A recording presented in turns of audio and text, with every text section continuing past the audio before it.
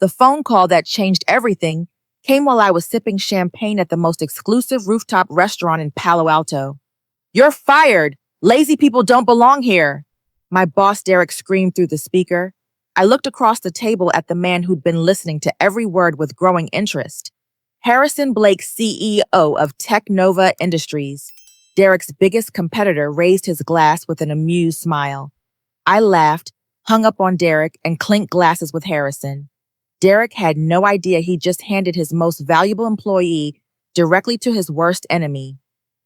My name is Dolores, and at 28 years old, I thought I understood how cruel the corporate world could be. I was wrong. The past 3 years working as a software architect at Innovate Tech Solutions had been a masterclass in workplace toxicity, but I'd endured it because I believed in the revolutionary AI algorithms I was developing. These weren't just lines of code. They were my intellectual children born from countless sleepless nights and breakthrough moments that made my heart race with excitement. Derek Morrison, my now former boss, was a 45-year-old narcissist who'd built his entire empire by stealing brilliant ideas from people like me. He had this disgusting habit of taking credit for innovations he couldn't even pronounce correctly, let alone understand. While I worked 16-hour days perfecting security protocols that could revolutionize artificial intelligence, Derek spent his time playing golf with investors and bragging about his genius. The Silicon Valley trip that changed my life wasn't even company-sponsored. Derek had refused to pay for my attendance at the Women in Technology Leadership Conference, claiming it was unnecessary networking. So I'd used my own vacation days and spent $2,000 of my savings to attend. The irony wasn't lost on me here. I was investing in my professional development while Derek enjoyed his third vacation this year to his Napa Valley vineyard. The conference had been incredible. For the first time in years, I'd felt valued and respected. My presentation on next-generation AI security protocols had received a standing ovation from an audience of industry leaders. Women approached me afterwards sharing their own stories of workplace struggles and asking for my contact information. I felt like I was finally being seen for who I truly was, not just Derek's code monkey, as he so charmingly called me. But Derek's toxicity ran deeper than simple sexism. He had systematically destroyed my confidence over 3 years through subtle psychological warfare. He'd promote incompetent male colleagues over me, cut my project budgets without explanation, and dismiss my contributions during meetings. The worst part was watching Brad Thompson, a developer who could barely write functional JavaScript, get promoted to lead architect, the position I'd been promised for 18 months. Brad was Derek's perfect protege, mediocre compliant, and willing to take credit for work he'd never done. I'd watched him present my algorithms to clients, stumbling through technical explanations, while I sat in the back, forbidden from speaking unless directly asked. Derek claimed this was developing Brad's leadership skills, but I knew the truth. He needed someone he could control to front my innovations. The restaurant where my life changed forever was called Altitude, perched 50 floors above the heart of Silicon Valley. I'd never been anywhere so elegant, with floor-to-ceiling windows, offering a breathtaking view of the tech capital of the world. The man sitting across from me, Harrison Blake, was everything Derek pretended to be. At 52, Harrison had built Technova Industries through ethical business practices and genuine innovation, not theft and manipulation. Harrison had approached me after my conference presentation, introducing himself with genuine warmth and respect. "Your work on predictive security algorithms is exactly what the industry needs," he'd said, his eyes lighting up with authentic enthusiasm. "Would you like to discuss it over dinner?" I'd been so shocked by his respectful approach that I'd almost said no, convinced this was some sort of elaborate prank. During our conversation, Harrison had listened intently as I described my vision for AI security, asking thoughtful questions that proved he actually understood the technology. He didn't interrupt, didn't mansplain concepts I'd invented, and didn't try to diminish my expertise. For someone who'd spent 3 years having her intelligence questioned daily, this felt like stepping into sunlight after years in a cave. Then Derek's call had interrupted our peaceful evening. I'd recognized his number and almost declined, but something made me answer. Maybe I wanted Harrison to see what I'd been enduring. Maybe I was tired of hiding Derek's abuse. Or maybe fate decided it was time for the truth to explode into the open. Dolores! Derek's voice had erupted from my phone like a verbal assault weapon. Where the hell do you think you are? We've got a crisis here, and you're off playing around at some feminist conference. The entire restaurant had turned to stare as Derek's shouting filled the air. Harrison's eyebrows had risen in polite shock, but his expression had quickly shifted to protective anger. I tried to lower the volume, but Derek was just getting started. I don't care if you're on vacation, you work for me, which means you're available 24/7. Get back here immediately or you're fired. Actually, you know what? You're fired anyway. Lazy people don't belong here. You've been coasting on other people's work for years. The accusation had hit me like a physical blow. Other people's work I created every significant innovation Innovate Tech had produced in the past 3 years. I'd worked weekends, holidays, and through 2 bouts of pneumonia to meet Derek's impossible deadlines. I'd sacrificed friendships, relationships, and my own health for a company that saw me as disposable. But as I looked across the table at Harrison's encouraging nod, something inside me snapped into place. For the first time in 3 years, I felt powerful. I started laughing, not the nervous giggle Derek usually inspired, but a deep, genuine laugh that came from a place of sudden clarity. You know what, Derek? I said, my voice steady and strong. You're absolutely right. I don't belong at a company run by a mediocre man who steals from women and calls it leadership. Thanks for making this decision easy. The silence that followed was golden. I could practically hear Derek's brain struggling to process that his favorite victim had just turned the tables. Before he could respond, I'd hung up and turned to Harrison, who was watching me with obvious admiration. Well, Harrison had said, raising his champagne glass with a smile that promised better things ahead. I'd say that calls for a toast to new beginnings. As our glasses clinked together, Harrison had leaned forward with a conspiratorial whisper. You know, I've been trying to poach top talent from Derek's company for months.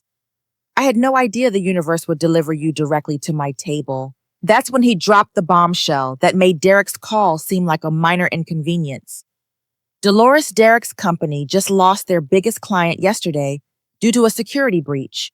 Megacorp Industries terminated their contract after hackers exploited vulnerabilities in their AI system. The same system you designed, if I'm not mistaken. My blood had turned to ice. I'd warned Derek about those vulnerabilities 6 months ago, practically begging him to let me implement additional security layers. He dismissed my concerns as over-engineering and refused to allocate resources for improvements. Now that negligence had cost him his most valuable client, and he'd fired the only person who could fix the problem. Harrison had continued with devastating precision. Derek's stock price has dropped 15% since the news broke this morning. Industry insiders are questioning whether Innovate Tech has the technical expertise to handle enterprise-level security. And now he's just fired his lead architect while facing the biggest crisis in his company's history. The pieces fell into place with perfect, terrible clarity. Derek hadn't just fired me in a moment of rage, he destroyed his own company's future. Without me, he had no one who truly understood the AI architecture. Brad Thompson couldn't fix a coffee machine, let alone repair complex security protocols. Derek was about to discover that his favorite victim had been the only thing standing between him and complete professional annihilation. As the California sunset painted the sky in shades of gold and crimson, I realized this wasn't an ending. It was the beginning of Derek's reckoning and my liberation. Harrison signaled the waiter for another bottle of champagne, and I noticed his hand steady, confident with calluses that suggested he still worked on technical projects despite his executive position. Everything about him radiated competence and authenticity, the polar opposite of Derek's flashy incompetence. Dolores, I need to be completely honest with you. Harrison began, his voice taking on a more serious tone. Meeting you at this conference wasn't a coincidence. I've been investigating Innovate Tech Solutions for 6 months, and your name kept appearing in ways that didn't add up. My stomach tightened. What do you mean? Harrison pulled out his tablet, swiping to a folder labeled Patent Analysis. The screen filled with technical documents I recognized immediately, my algorithms, my security protocols, my innovations. But the names on the patents made my world tilt sideways. These 17 patents were filed by Derek Morrison over the past 2 years. But our technical analysis suggests they were created by someone with a completely different coding style and mathematical approach. Someone with your exact educational background and specialization. I stared at the screen, feeling like I was looking at my own stolen children. Patent number 8743912 was my facial recognition algorithm that had taken me 8 months to perfect. Patent number 8752184 was my predictive behavior model that Derek had claimed was his weekend project. He stole them. I whispered the words, feeling like broken glass in my throat. He stole everything. Worse than that. Harrison continued, his expression grim. He's been selling licenses to these patents to major tech companies. Amazon, Microsoft, Google, they've all paid Derek millions for technology you created. Our conservative estimate is that he's made $52 million from your innovations while keeping you at a salary of $90,000 per year. The restaurant around me seemed to fade into background noise. $52 million. While I'd been struggling to pay off student loans and living in a tiny apartment in Oakland, Derek had been getting rich off my intellectual labor. The vacation to Napa Valley, the Tesla Model S, the downtown San Francisco penthouse, all funded by my stolen work. How is this legal? I asked, my voice barely audible. It isn't, Harrison replied firmly. Derek has been exploiting a loophole in employment contracts and counting on his employees being too intimidated or financially insecure to fight back. But Technova has been building a case against him for patent theft and fraud. We just needed someone on the inside who could verify our suspicions. Harrison leaned forward, his eyes intense with purpose. Dolores, I'm not offering you a job. I'm offering you justice. Our legal team is prepared to file the largest intellectual property lawsuit in Silicon Valley history. But we need your cooperation to prove these patents belong to you. The waiter arrived with the champagne, but I barely noticed. My mind was racing through 3 years of memories, seeing Derek's behavior through a new lens. The way he'd kept me isolated from industry conferences, preventing me from networking with people who might recognize my work. The way he'd insisted on presenting my projects to clients himself, claiming I was too technical for business meetings. The way he'd moved my office to the basement ostensibly for focus, but really to hide me from visitors who might ask inconvenient questions. There's more, Harrison said gently, as if sensing I needed time to process. Derek's company is hemorrhaging money. The megacorp breach isn't his only problem. 2 other major clients have been questioning the security of their systems, and our sources suggest they're preparing to terminate their contracts as well. He showed me a financial analysis that made Derek's situation even more catastrophic. Innovate Tech's quarterly projections showed massive losses if they lost even one more major client. Without their primary revenue streams, Derek would be facing bankruptcy within 6 months. The beautiful irony, Harrison continued, is that Derek can't fix these security problems without you. Brad Thompson and the rest of his male favorites don't have the technical skills to update your algorithms. Derek built his entire business model around exploiting your talent, and now that you're gone, he's defenseless. I thought about Brad Thompson, Derek's golden boy, who'd been promoted to lead architect despite never completing a single complex project independently. I'd watched him struggle with basic coding challenges that I could solve in my sleep. The idea of him trying to repair sophisticated AI security protocols was almost comical. What exactly are you proposing? I asked. Harrison's smile was sharp with anticipation. We file a lawsuit demanding ownership of all patents Derek stole from you, plus damages for lost income and punitive awards for fraud. Simultaneously, Technova announces we're acquiring several of Derek's clients, offering them superior security using your original algorithms, properly attributed and legally protected this time. The plan was elegant in its justice. Derek would face a choice between financial ruin and admitting he'd built his empire on stolen innovations. Either way, his reputation in Silicon Valley would be destroyed forever. But there's a personal element to consider. Harrison added, his voice softening. This won't be easy. Derek will fight back viciously. He'll try to destroy your reputation, claim you're a disgruntled employee, making false accusations. Are you prepared for that battle? I thought about the past 3 years of psychological abuse, the countless nights I'd gone home questioning my own abilities, the opportunities I'd missed because Derek convinced me I wasn't good enough. Then I thought about all the other women who might be suffering in silence at companies across Silicon Valley, their innovations stolen by mediocre men who saw talent as something to exploit. Harrison, I said, my voice growing stronger with each word. Derek just made the biggest mistake of his life. He fired me while I was sitting with the one person who could give me the power to destroy him. If he wants a fight, he's about to discover what happens when you corner someone with nothing left to lose. Harrison raised his glass again, this time with a gleam of fierce admiration. To justice, and to making sure Derek Morrison learns the most expensive lesson of his career. As we clinked glasses for the second time that evening, my phone buzzed with a text message. Derek's assistant Sarah was writing, Dolores, please call me urgently. Derek is in a panic about the Megacorp situation and needs your help immediately. He says he's willing to discuss the misunderstanding about your employment status. I showed the message to Harrison, who chuckled softly.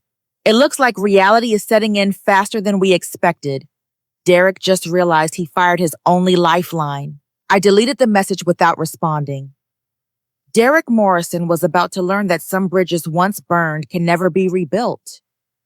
And I was about to discover that the best revenge isn't getting mad, it's getting everything. By the time Harrison and I finished dinner, Derek's world was already crumbling in ways he couldn't yet imagine.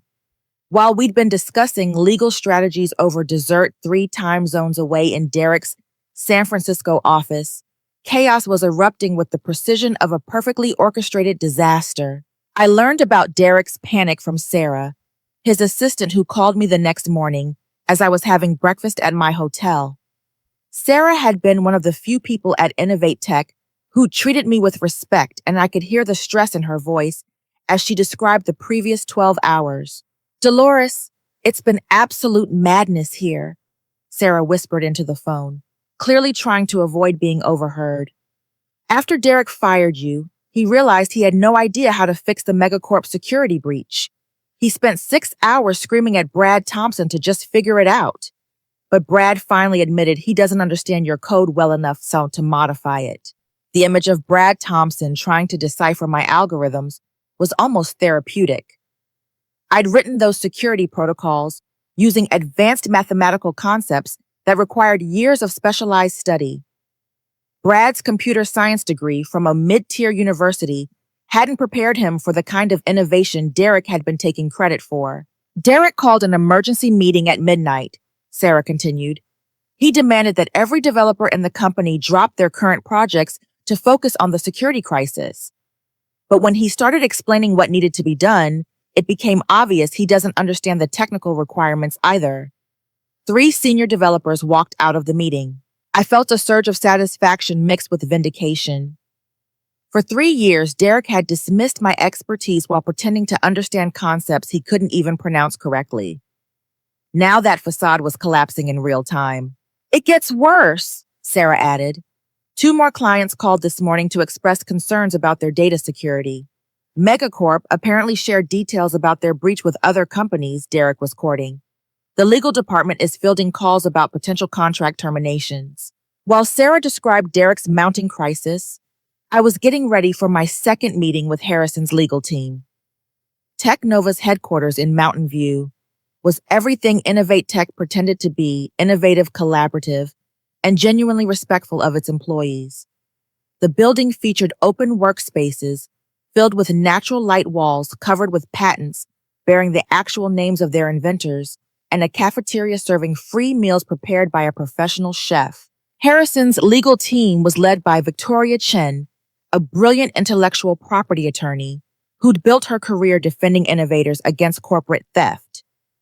Victoria listened intently as I described my work at Innovate Tech, occasionally asking technical questions that proved she understood both the technology and the legal implications. Dolores, what Derek did to you isn't just unethical, it's criminal fraud, Victoria explained as she reviewed my documentation. Filing patents for inventions you didn't create is a federal crime. We're not just talking about civil damages here. Derek could face prison time. As Victoria spoke, my phone kept buzzing with increasingly desperate messages from Derek. The first few were attempts at professional damage control. Dolores, let's discuss your concerns like adults. I'm prepared to offer you a significant raise and promotion. But as the day progressed, Derek's messages became more revealing of his true nature. You're being manipulated by people who don't understand our company culture. He wrote at 11:15 that morning. Don't let outsiders destroy what we've built together. The most telling message came at 2:30 in the afternoon. I know you think you're getting revenge, but you're hurting innocent people. 60 employees depend on this company for their livelihoods. Is your ego really worth destroying their careers? Derek's attempt to make me feel guilty for his crimes was so perfectly characteristic that I almost laughed. This was the same manipulation tactic he'd used for years, making me responsible for his failures while taking credit for my successes. Harrison found me reviewing Derek's messages in Technova's employee lounge, a comfortable space with cozy seating and a view of the Santa Cruz Mountains. How are you holding up? He asked, settling into the chair across from me. I'm discovering that watching Derek panic is surprisingly therapeutic, I replied, showing him the latest message. He's gone from arrogant dismissal to desperate bargaining in less than 24 hours. Harrison read the messages with growing amusement. Classic narcissistic behavior pattern.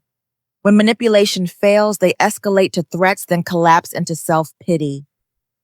Derek's probably convinced himself he's the victim in this situation. As if summoned by our conversation, my phone rang with Derek's number. This time I decided to answer, putting the call on speaker so Harrison could listen. Dolores? Derek's voice was strained with artificial enthusiasm. I'm so glad you answered. I've been thinking about our conversation yesterday, and I realize I may have overreacted. The stress of the Megacorp situation made me say things I didn't mean. Which part didn't you mean, Derek? I asked calmly. The part where you called me lazy, or the part where you fired me? Look, we both know you're the most talented developer on the team. Derek continued, his tone shifting to calculated flattery. I've decided to promote you to Chief Technology Officer. Full equity package, $200,000 salary, your own budget for hiring additional staff. What do you say? The offer was larger than anything Derek had ever proposed, and I realized he was finally understanding the true value of my contributions. But it was far too late for financial compensation to repair the damage he'd done. That's an interesting offer, Derek, I replied. But I'm curious, if I'm so valuable, why did you spend 3 years underpaying me while getting rich off my innovations? The silence that followed was pregnant with Derek's realization that I knew more than he'd assumed. When he spoke again, his voice had lost its confident edge. I don't know what people have been telling you, but everything at Innovate Tech has been handled legally and ethically. If you have concerns about your compensation, we can discuss adjustments. Adjustments. I laughed, the sound sharp with years of suppressed anger. Derek, I know about the $52 million you've made from patents bearing my algorithms. I know about the deals with Amazon, Microsoft, and Google using technology I created. And I know you never intended to give me credit for any of it. The silence stretched longer this time, and I could practically hear Derek's mind racing to find a response that wouldn't constitute legal admission of guilt. Dolores, I think there's been a misunderstanding about intellectual property ownership. All work done by company employees belongs to the company. That's standard practice. Standard practice doesn't include filing patents under your personal name instead of the company's, I replied. And it certainly doesn't include selling licenses to competitors without involving the actual inventors. Derek's breathing became audible through the speaker. Where exactly are you having this conversation, Dolores? And who are you talking to? I looked at Harrison, who nodded encouragingly. I'm sitting in the headquarters of Technova Industries, Derek, with Harrison Blake. And tomorrow morning, we're filing a federal lawsuit that's going to make your Megacorp problems look like a minor inconvenience. The line went dead immediately. Derek had hung up on me this time, probably rushing to call his own lawyers to discuss damage control strategies that were already 3 years too late. Harrison shook his head in amazement. I've seen a lot of corporate criminals in my career, but Derek's combination of arrogance and incompetence is truly spectacular. He actually tried to negotiate with you while admitting to patent theft on a recorded call. My phone buzzed one final time with a message from Sarah. Dolores Derek just locked himself in his office and started making frantic calls to lawyers. The entire executive team is in emergency sessions. Whatever you're doing, don't stop. This company deserves what's coming. As the California sun set over Silicon Valley for the second time since my life changed, I realized Derek Morrison was about to discover that some people fight back when cornered, and some people have allies powerful enough to turn the tables completely. Harrison's legal team moved with the precision of a Swiss watch. By 9 o'clock Monday morning, exactly 72 hours after Derek's career-ending phone call, Technova Industries filed a comprehensive lawsuit in federal court that would reshape Silicon Valley's conversation about intellectual property theft. Victoria Chen had worked through the weekend crafting a legal masterpiece that detailed every stolen algorithm, every fraudulent patent, and every dollar Derek had earned from my innovations. The lawsuit demanded $58 million in damages, full ownership of all patents Derek had filed using my work, and punitive awards that could potentially triple the financial penalties. But the legal filing was only the beginning of our coordinated assault on Derek's empire. Harrison had scheduled a press conference for 2 o'clock that afternoon, giving major tech publications time to review the lawsuit documents and prepare their coverage. The timing was deliberately calculated. Monday afternoon news cycles would carry the story into Tuesday's business sections, maximizing damage to Derek's professional reputation. Public relations warfare in Silicon Valley is an art form, Harrison explained as we reviewed our media strategy. Derek built his reputation on lies about his technical genius. We're going to systematically dismantle those lies with documentation he can't dispute. The first salvo came at noon when Technova's communications team sent a detailed press release to every major technology publication in the country. The headline read, Technova Industries files federal lawsuit alleging massive patent theft by Innovate Tech Solutions CEO Derek Morrison. Within an hour, my phone started ringing with interview requests from journalists who'd been investigating Silicon Valley's culture of intellectual property abuse. Apparently, Derek's case wasn't unique. Several other male executives had built careers by stealing innovations from female employees who lacked the resources to fight back. Rebecca Martinez, a senior technology reporter for the Wall Street Journal, was particularly interested in the systemic nature of Derek's crimes. Dolores, our investigation suggests Derek has been using this same pattern for years. We've identified at least 3 other female employees who left Innovate Tech under suspicious circumstances. Would you be willing to discuss your experience on the record? The interview was scheduled for the following morning, but Derek's response to our legal assault came much sooner. By 3 o'clock Monday afternoon, Derek had hired Blackstone Communications, a crisis management firm specializing in defending corporate executives accused of misconduct. Their strategy became clear within hours: attack my credibility while portraying Derek as the victim of a disgruntled employee's false accusations.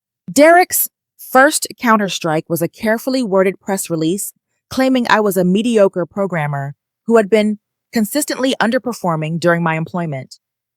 According to Derek's version of events, I was fired for repeated failures to meet project deadlines and was now making baseless accusations motivated by personal vindictiveness. The press release included quotes from Brad Thompson and 2 other male colleagues, all claiming they had actually developed the innovations I was claiming as my own. Brad's statement was particularly insulting. Dolores was a junior member of our development team. While she contributed to some projects, the core algorithms and security protocols were collaborative efforts led by senior staff. Reading Brad's lies made my blood boil, but Harrison reminded me that Derek's response was actually helping our case. He's making specific factual claims that we can disprove with documentation, Harrison pointed out. Every lie he tells creates more evidence of fraudulent intent. Derek's second mistake was much more serious. Desperate to find ammunition for character assassination, he attempted to access my personal email accounts, social media profiles, and cloud storage systems.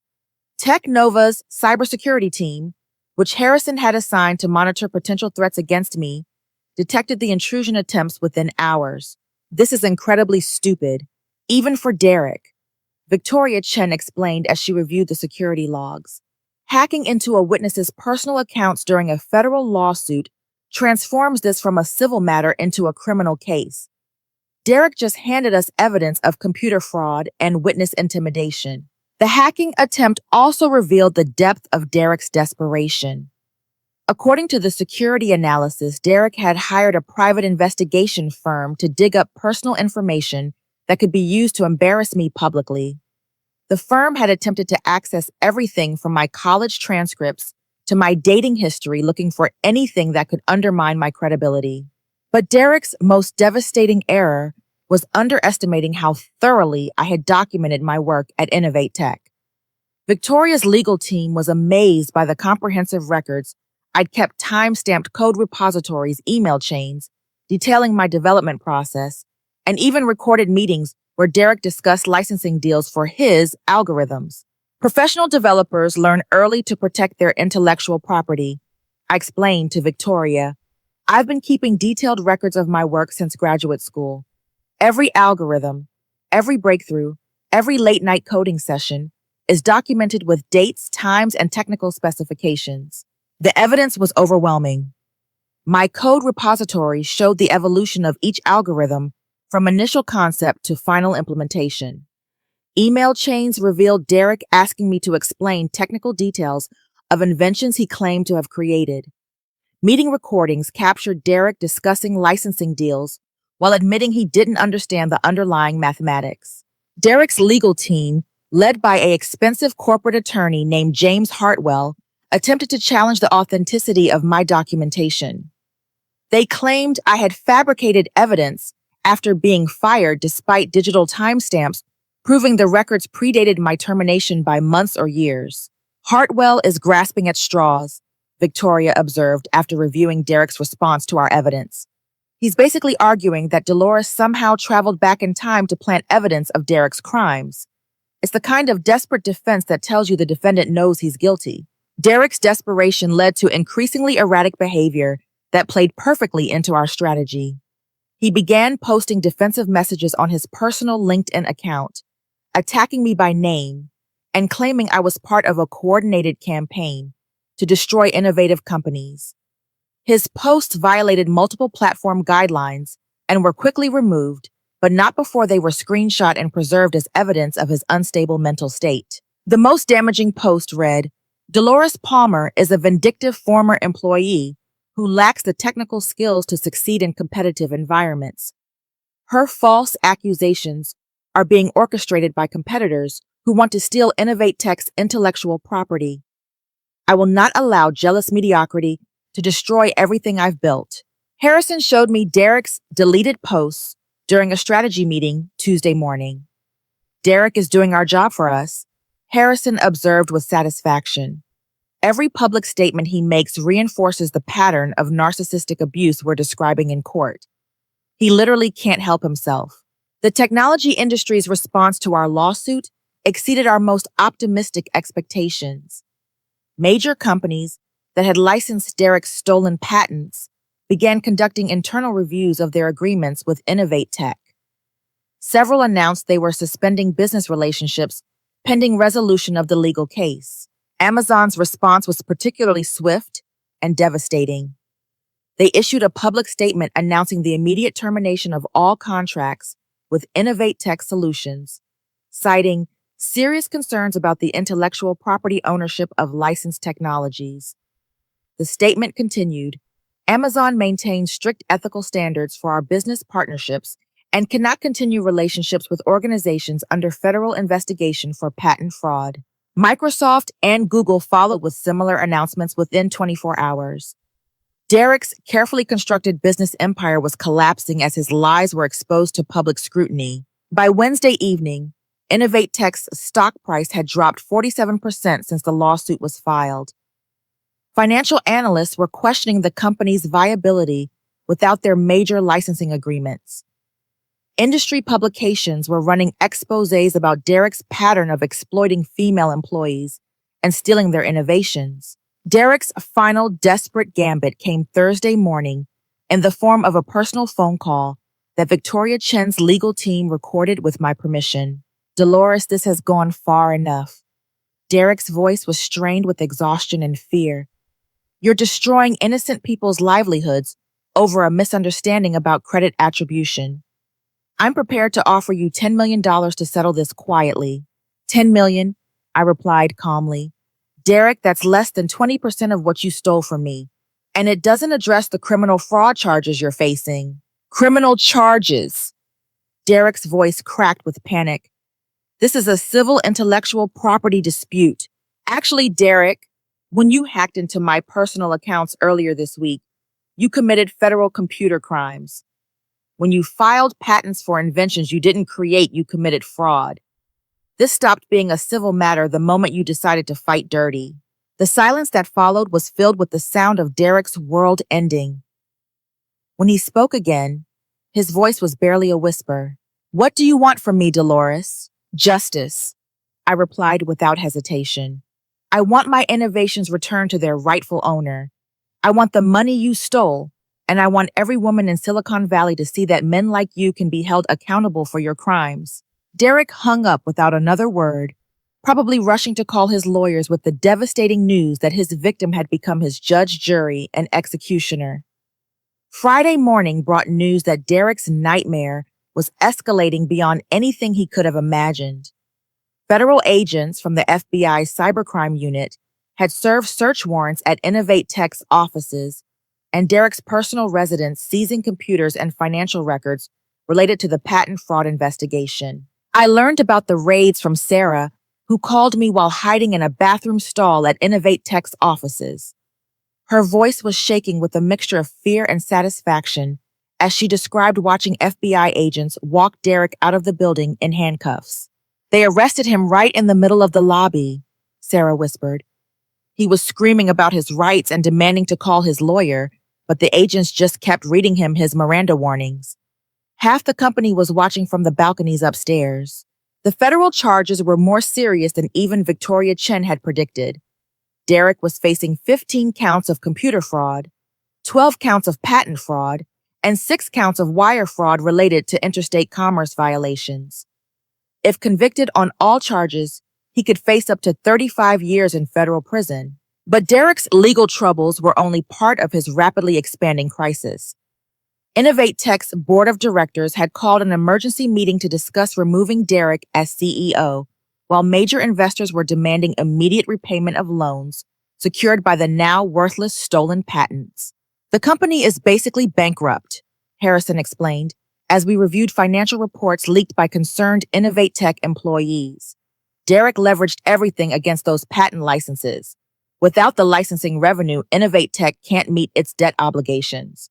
The human cost of Derek's crimes was becoming apparent as well. 3 more women had come forward with stories of intellectual property theft spanning Derek's entire career.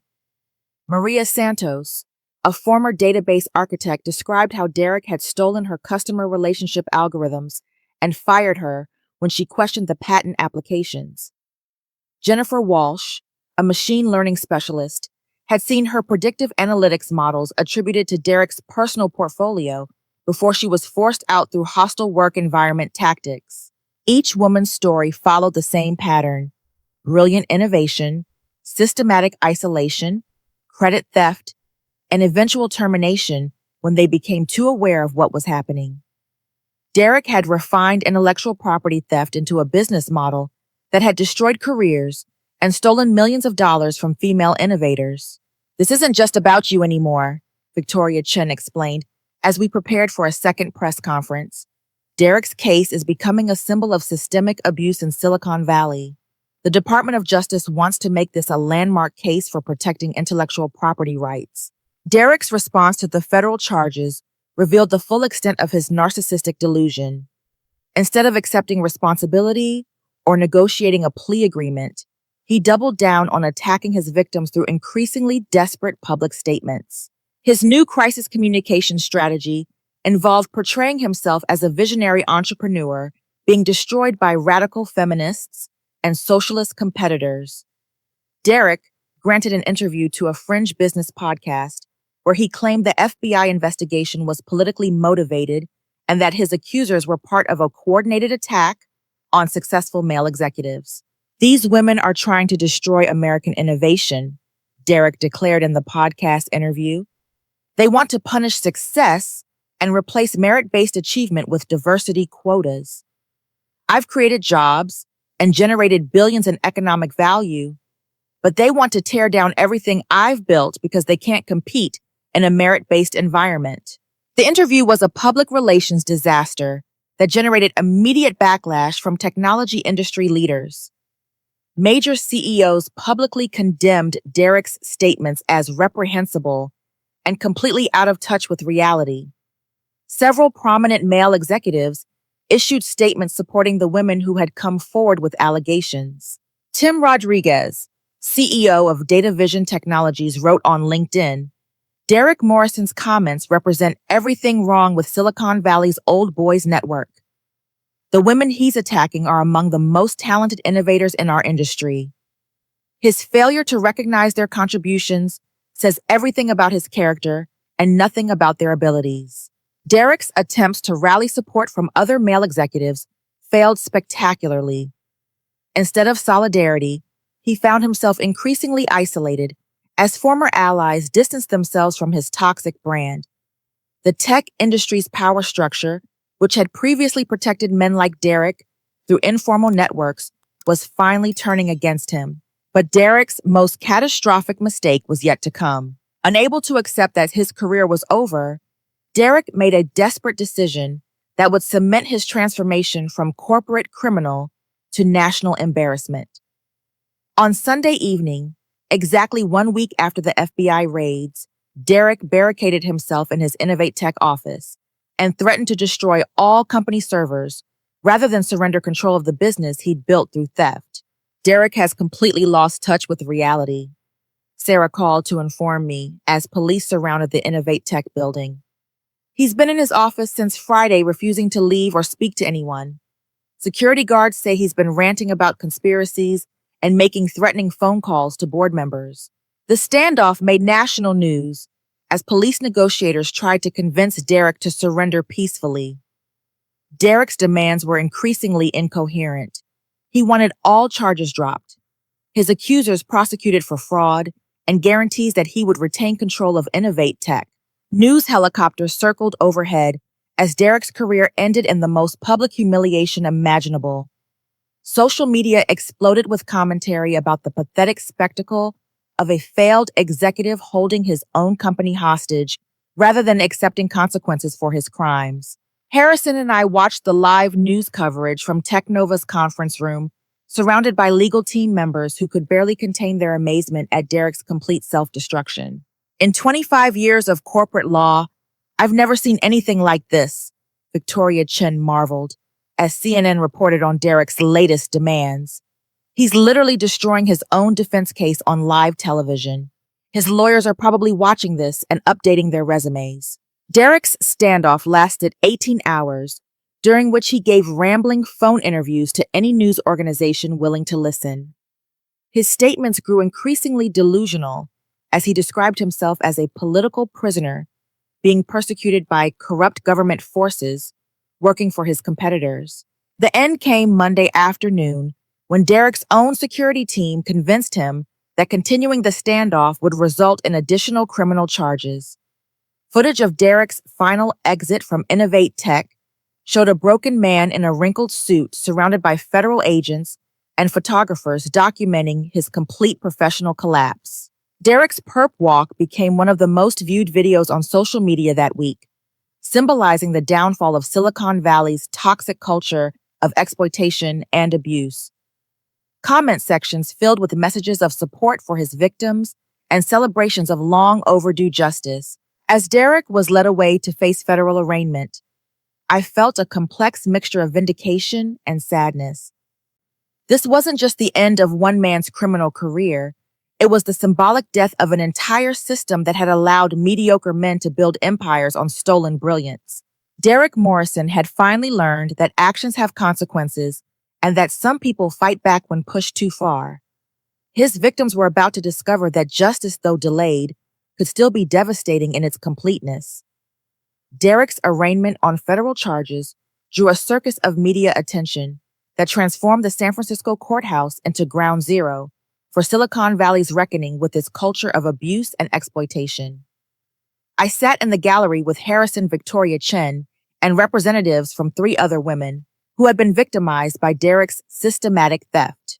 Judge Patricia Williams, a no-nonsense federal judge known for harsh sentences in white-collar crime cases, listened impassively as prosecutors outlined Derek's crimes. The indictment detailed 17 years of intellectual property theft, affecting not just me, but dozens of employees whose innovations Derek had claimed as his own. Mr. Morrison, Judge Williams addressed Derek directly. You stand accused of orchestrating one of the largest intellectual property fraud schemes in Silicon Valley history. How do you plead to the charges against you? Derek's expensive attorney, James Hartwell, entered a plea of not guilty despite overwhelming evidence of his client's crimes. But Derek's case had already been decided in the court of public opinion, where his standoff had transformed him from corporate executive to national joke.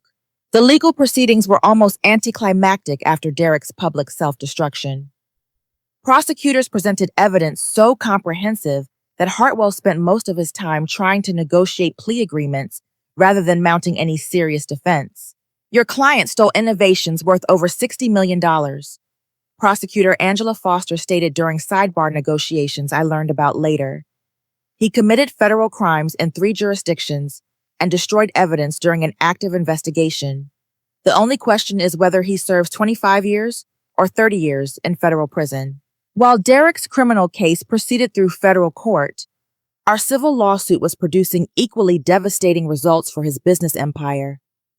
Innovate Tech Solutions filed for bankruptcy protection after losing 92% of their client base and facing over $100 million in combined legal judgments. The bankruptcy proceedings revealed the full scope of Derek's financial crimes. He had mortgaged company assets to fund his luxurious lifestyle, borrowed against stolen patents to finance risky investments, and hidden millions of dollars in offshore accounts to avoid tax obligations. Derek built his entire life on a foundation of lies, Victoria Chen explained, as we reviewed bankruptcy documents. When the lies collapsed, everything else fell with them. But Derek's story wasn't over yet. Even facing certain conviction and financial ruin, he couldn't resist one final attempt to control the narrative surrounding his downfall. 3 weeks after his arraignment, Derek agreed to a tell-all interview with a prominent business television network.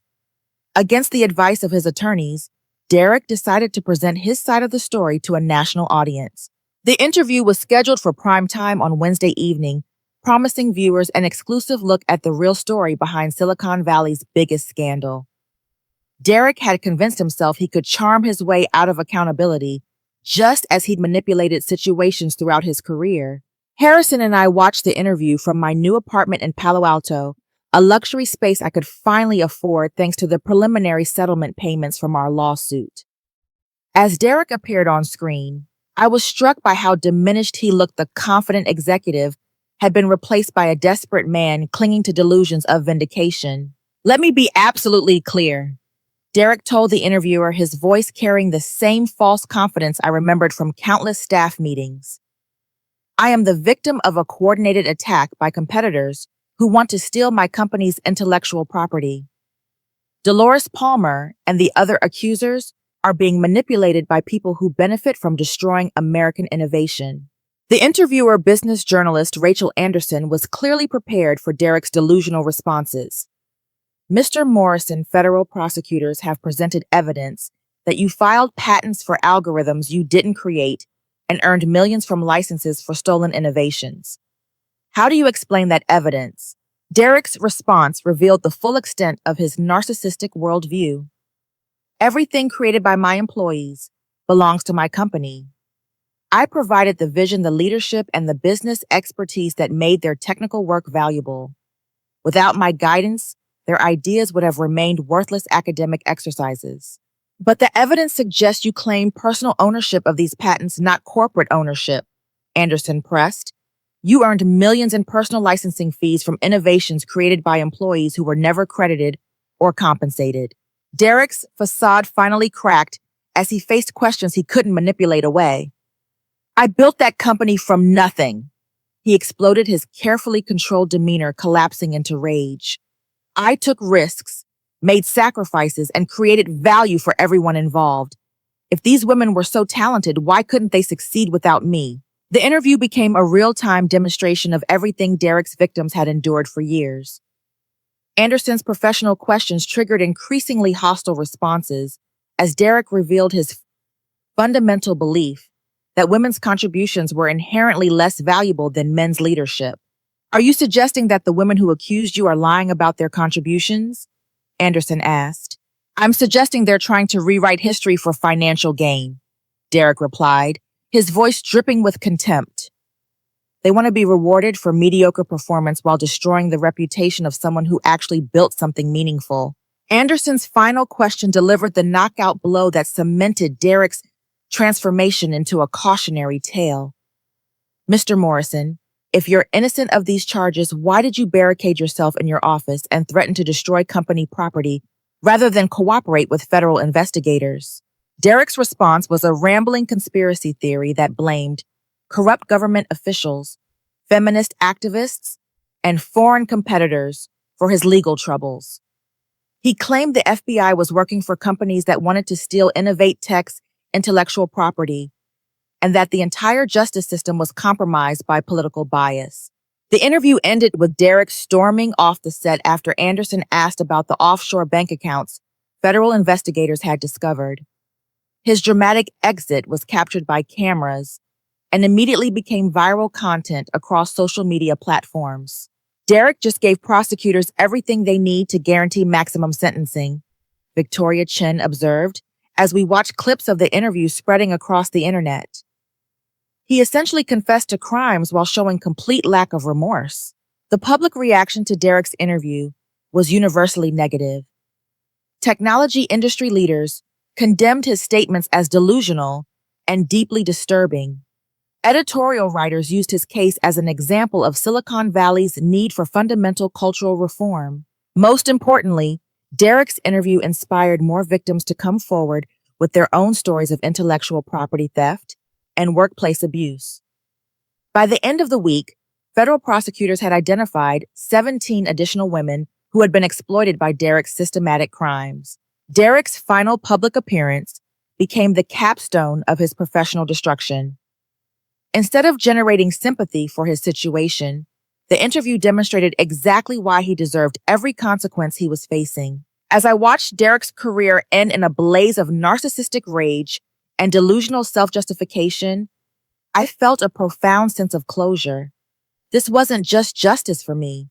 It was validation for every woman who had ever been told her contributions didn't matter, whose innovations had been stolen, whose voices had been silenced by powerful men who saw talent as something to exploit. Derek Morrison's downfall became a watershed moment for Silicon Valley's reckoning with its culture of abuse. His victims had finally been heard, his crimes had been exposed, and his empire of lies had crumbled into dust. The man who had once fired me for being lazy was about to discover what it felt like to lose everything he built on stolen brilliance. 6 months after Derek's conviction on all federal charges, I stood in the executive conference room of Technova Industries, looking out at a view of Silicon Valley that had once seemed impossible to reach. As chief technology officer of one of the industry's most respected companies, I was no longer fighting for recognition. I was building the future. Derek had been sentenced to 28 years in federal prison, one of the longest sentences ever imposed for intellectual property crimes. Judge Williams had been particularly harsh in her sentencing remarks, describing Derek's crimes as a systematic assault on innovation that undermined the fundamental principles of American business. The financial judgment in our civil lawsuit had been equally devastating.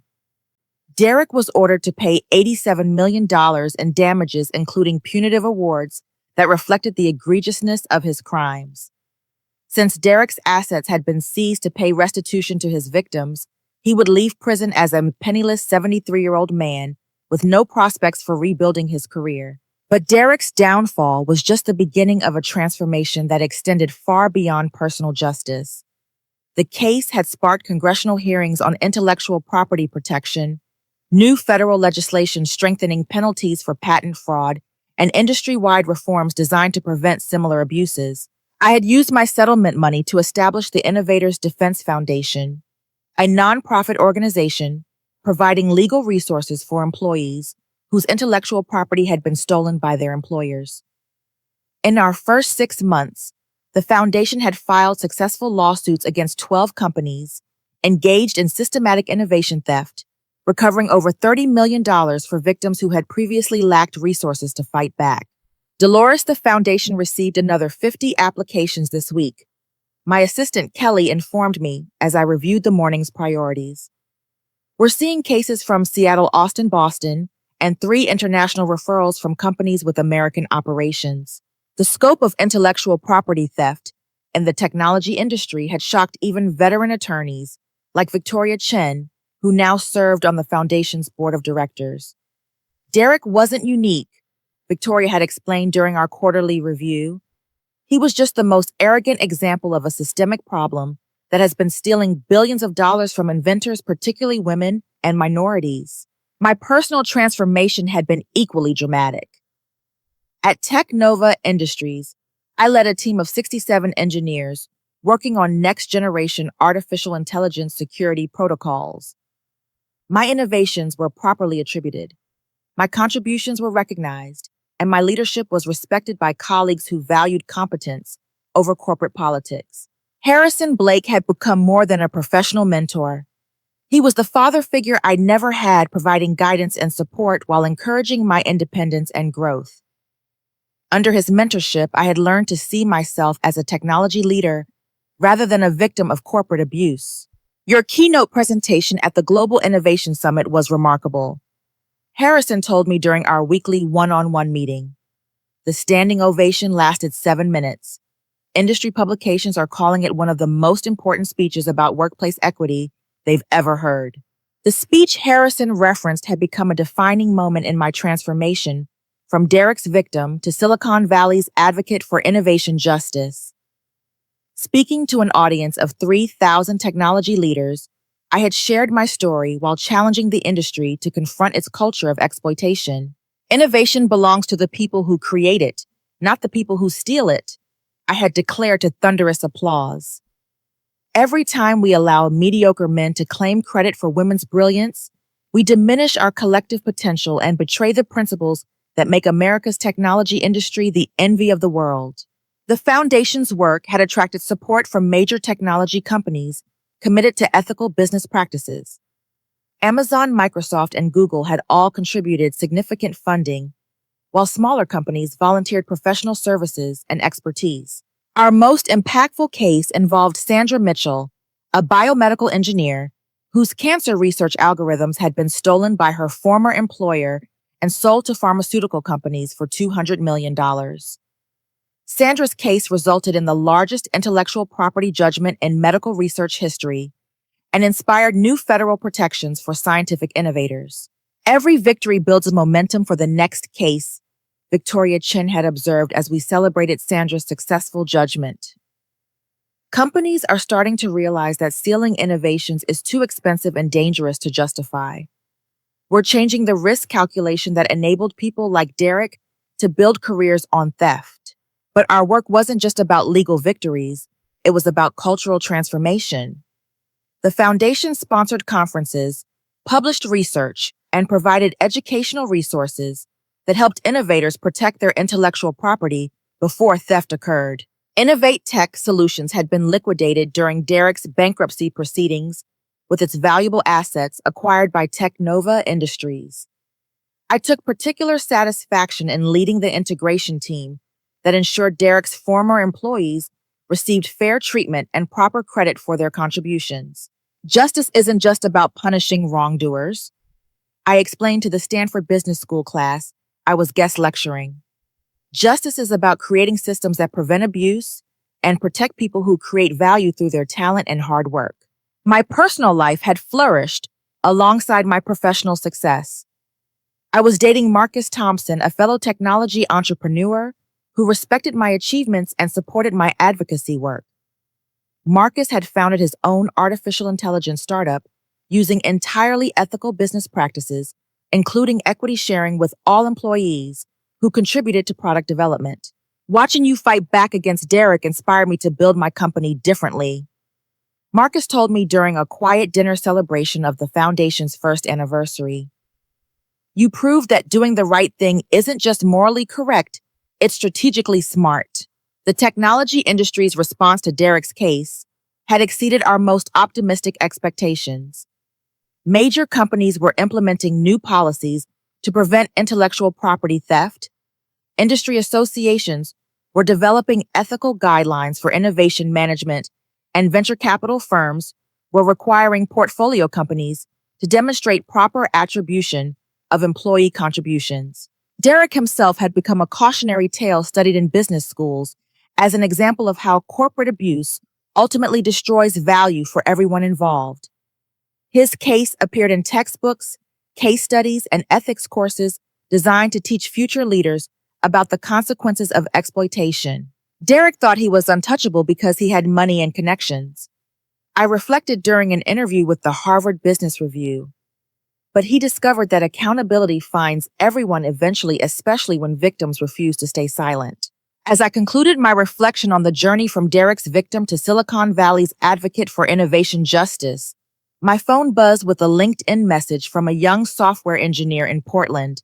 Her message began, "Hi Dolores, I'm facing a situation similar to what you experienced, and I need advice about protecting my intellectual property." I smiled, remembering the fear and isolation I'd felt before meeting Harrison at that fateful dinner in Palo Alto.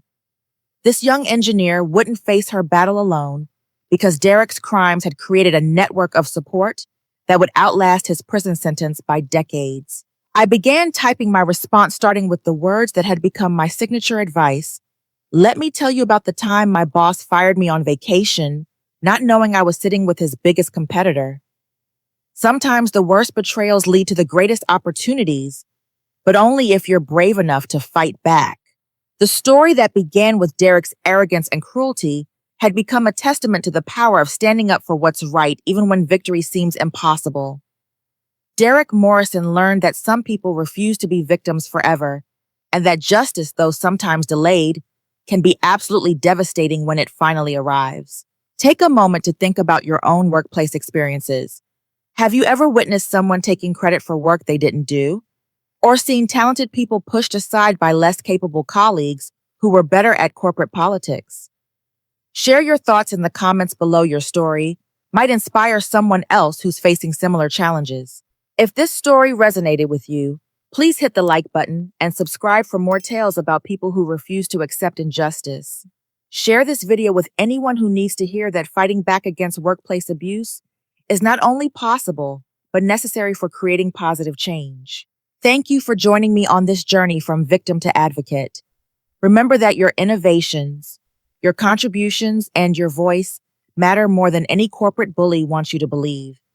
Sometimes the best revenge isn't getting mad, it's getting everything you deserve and using your success to lift up others who are still fighting their own battles. Until next time, keep innovating, keep fighting, and keep believing that justice is always possible when good people refuse to stay silent.